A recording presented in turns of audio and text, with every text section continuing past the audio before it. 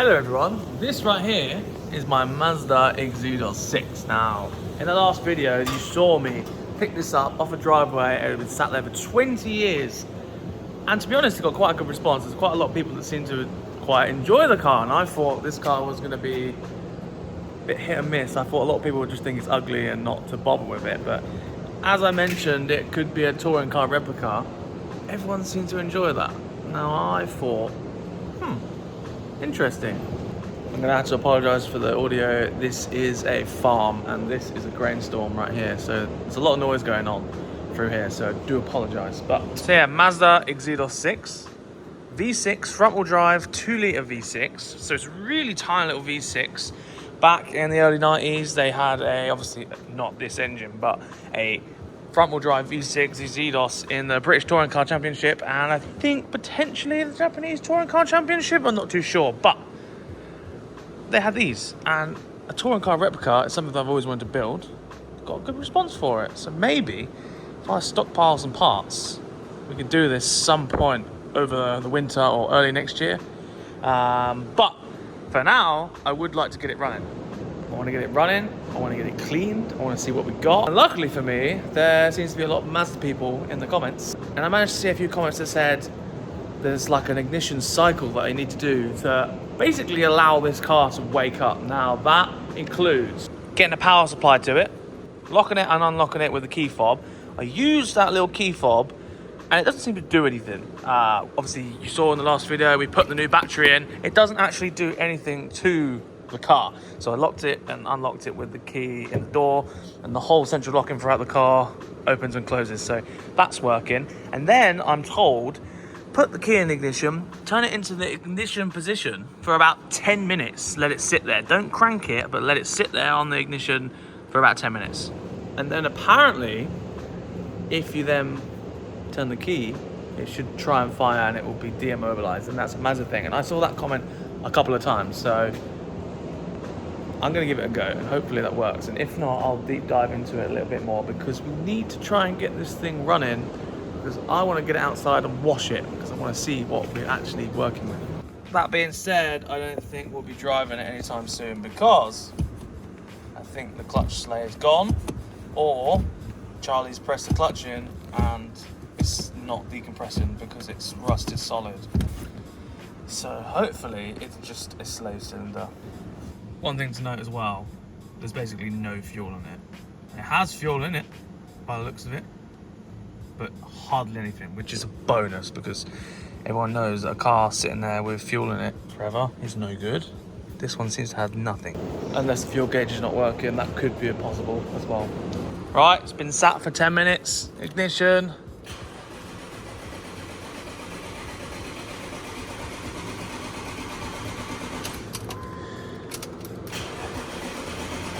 I did put some brake cleaner down it, so if it was going to fire, it should have probably fired right then.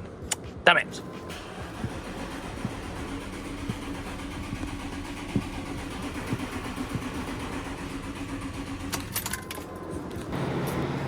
So, doing a bit of investigation, doing some work on it, and the fan kicked in again on its own. So it's almost like the car's, making itself alive again.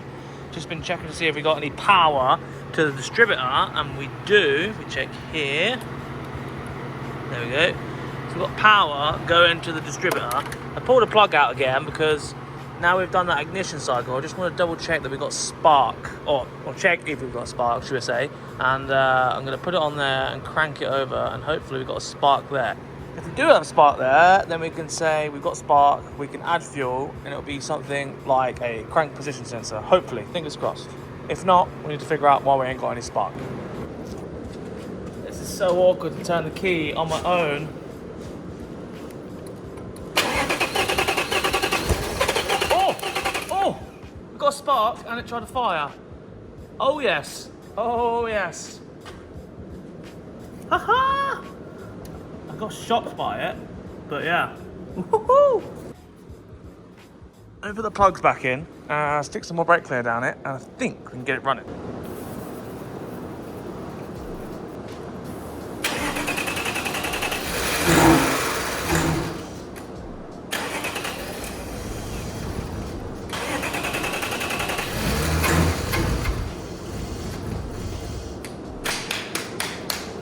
Okay, so from here, I can comfortably say it's a fuel delivery issues.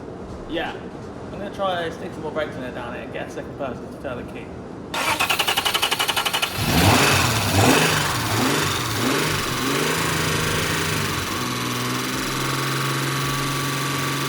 Sounds alright.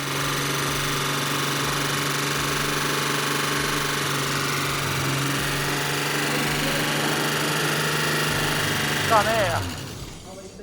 Right, so as you can hear, it runs, and I can be happy to continue now, because if it started running and it was basically not working and knocking its twat off, then I wouldn't have carried on. But I'm now in the back now with the fuel pump. I'm gonna pull it out, and basically what I'm gonna do is bench test the fuel pump, because 90% sure, or 99% sure, the fuel pump has given up. I have actually tested to see if there's power getting to it, and there doesn't seem to be any power getting to it, which makes me think that is, number one, the fuel pump relay is not working, or number two, the immobilizer is still giving jip. But it works now, so if I could just test the fuel pump to see if it works, at least we can eliminate one of those things, can't we? Can confirm that the fuel pump does not work, which is to be expected. So I need to get another fuel pump for this car. Whether I can get one of these today, I don't know. I doubt it, but I'm gonna ring a few places, see if I can find something that, you know, at least resembles it. Can't find a fuel pump anywhere locally, but watch this.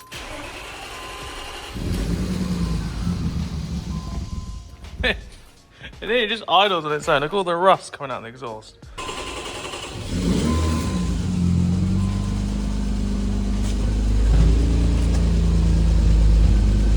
That's just got brake cleaner in it. No smoke. Just a bit of rust coming out of the exhaust. Ah, what a good car. What a good car. Good morning. Look what we got, fuel pump. So hopefully by the end of the day, we'll have the Mazda run on its own power and own fuel tank without any brake cleaner, etc. I also have got the clutch slave cylinder. Probably won't be able to get that on in this video because I've got a lot to do, and I might have to do a ton of tidying up today because potentially someone very exciting in the YouTube world is coming to visit, potentially. So I'm gonna get this fuel pump on, hopefully get the Mazda running, and I will show you it running, and hopefully we can get it up to temperature and see if it's worth my time putting some money into it. They're not worth a lot of money, you see, and you either go make a touring car or just get it running and driving and, you know, shift it on. I'm still undecided. The touring car idea seems good, but as you know, way too many projects, so let's go. There you go, new fuel pump, new sock. Even the original loom plugs straight into our new fuel pump. It's not actually for an Xedos, it's just a universal Marlboro or Walbro, whatever it's called. Marlboro? It's not a pack of cigarettes. It came with a plug, but it already has one, so yeah, let's go chuck this in the car.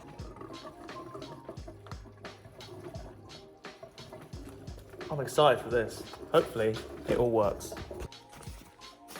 Right, moment of truth.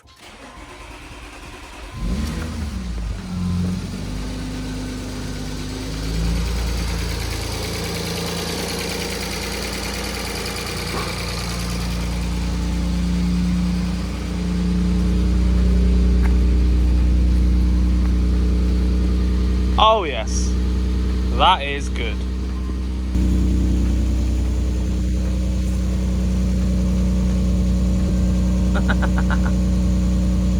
It's running under its own power, finally.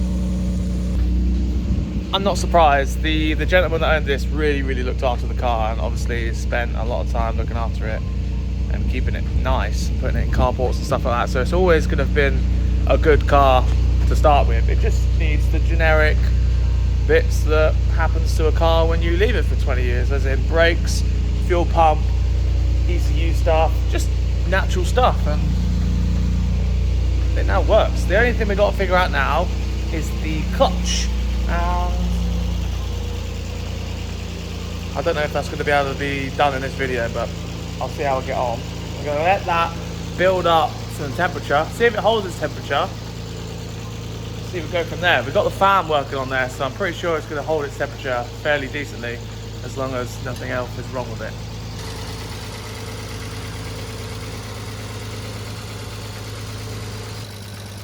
I just watched the video back and the head sounds really loud, but obviously the oil is not really circulated around a bit. It probably needs to be run up a little bit. It'll get an oil change at some point as well, and that'll help it, and it'll quieten itself down after some use, I can guarantee that. But in person, it doesn't sound as loud as it does in the camera, so don't worry. And we now have nearly a quarter of a tank as well. Results.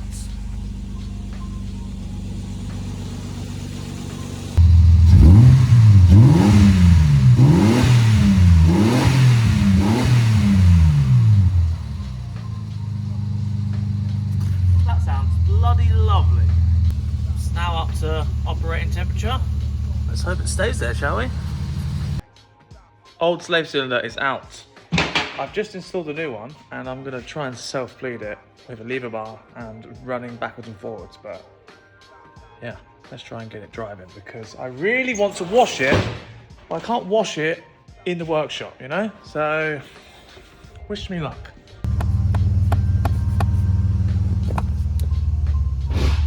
It doesn't want to know. I've tried the old running backwards and forwards and I can't do it on my own. It's very annoying. The pedal just wants to sit on the floor. The problem may lie in the clutch master, not the slave, which is usually the culprit I've found in the past, but it's holding temp. Fan's not kicked in yet. Sounds good though, I just want to be able to drive it, you know?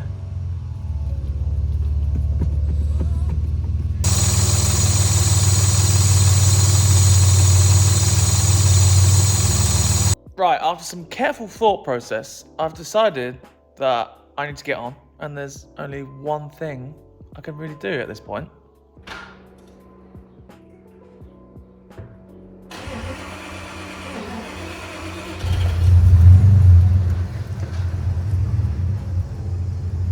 If I put my foot on the clutch, I can just decompress it with it in gear.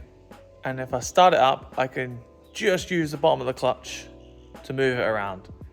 And to change gear, I've got to turn it off and turn it back on again. So I just need a bit of a bleeding in the clutch pedal, two-person job, but I can actually move it for the first time in 20 years, as you just see. So I'm gonna go drive it over to the tap and give it some well-deserved love.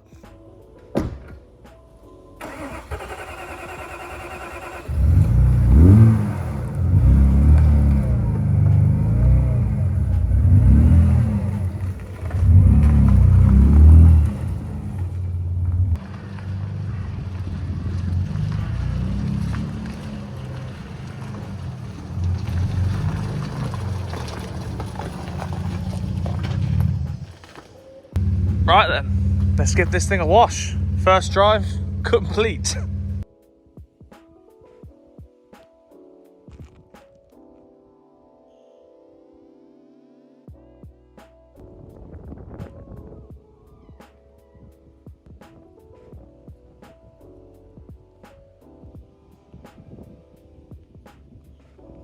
Unfortunately, I've run out of such pre-wash and this is all I have left, so bear with me, I'm going to have to re-up on this one to start a gloss, and I'm going to cover it in car wash and attack it with a brush, and that is all we're doing today.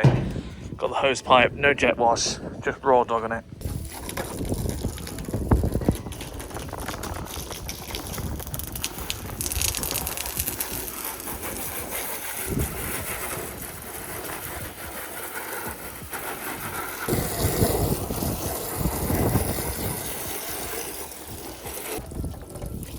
Look at all the fence paint, that's so annoying. It's properly covered everywhere. We need to try and get that off today. Everywhere. Oh man.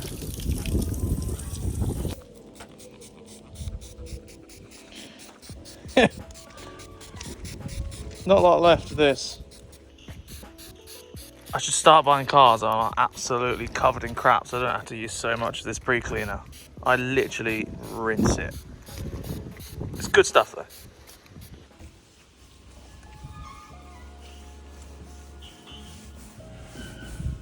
I've covered the car in the shampoo. We haven't even got a bucket today. We're just raw dog on it.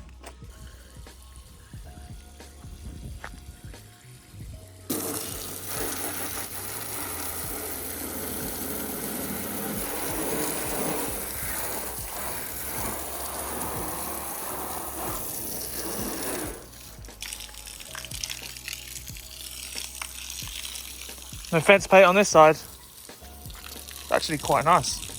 This side is really nice. It's come out like good with a buff and stuff. It's gonna look properly nice.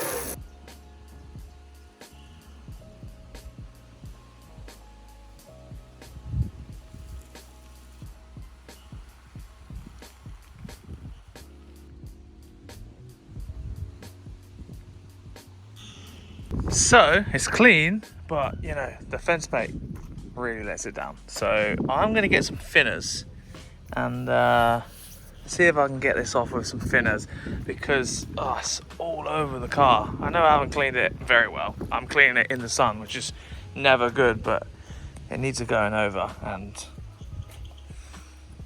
it's just the whole car. Now I've cleaned it, you can see it even more, and it's a shame really, because there's not really any dents or rust or anything on this car. Not really any scrapes on it. It's really, really clean. There's a few scratches and stuff on this door, but you know, a lot of it can probably be, you know, polished up at least and made a little bit invisible, but yeah, the rest of it is just covered in paint. Neighbours suck, well and truly, but let's give it some thinners a go.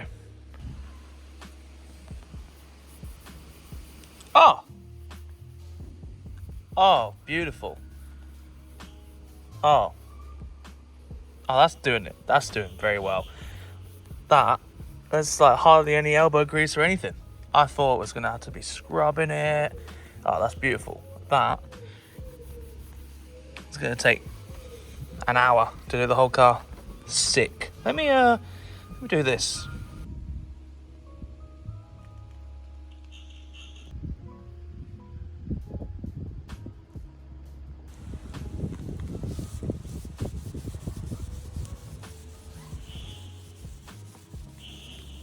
Nice. Before, after. Nice. That's a big improvement. There you go. All officially done. That didn't even take me an hour, to be fair. It's come out very decently. Like, all the paint is like still shiny, you know.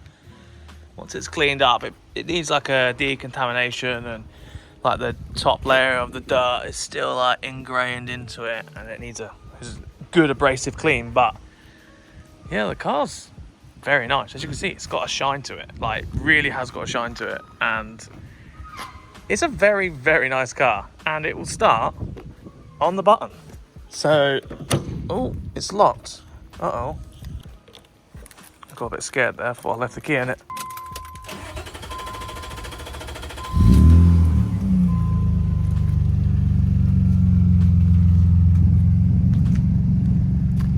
It's a beast. It actually is a beast.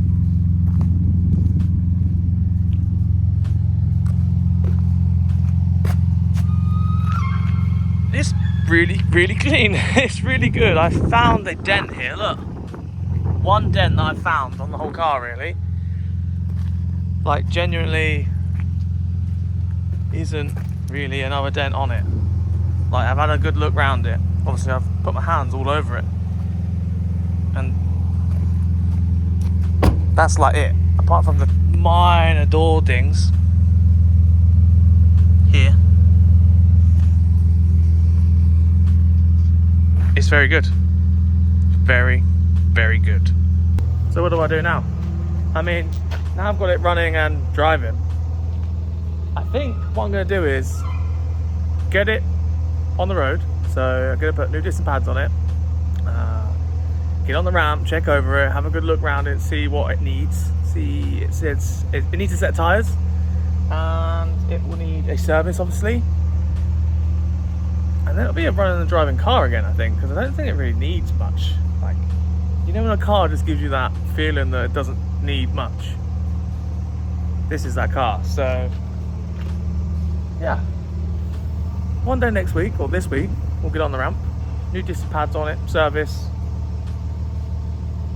MOT pre-check, take it for an MOT, and then I'll decide if I want to keep it or if I want to flog it on, put money into other projects. I don't know. Comment down below what you actually want to see, because the touring car idea is still good, but I can't do it right now, and it'll be a couple of months away. I just had to pre-plan it and just do it all at once.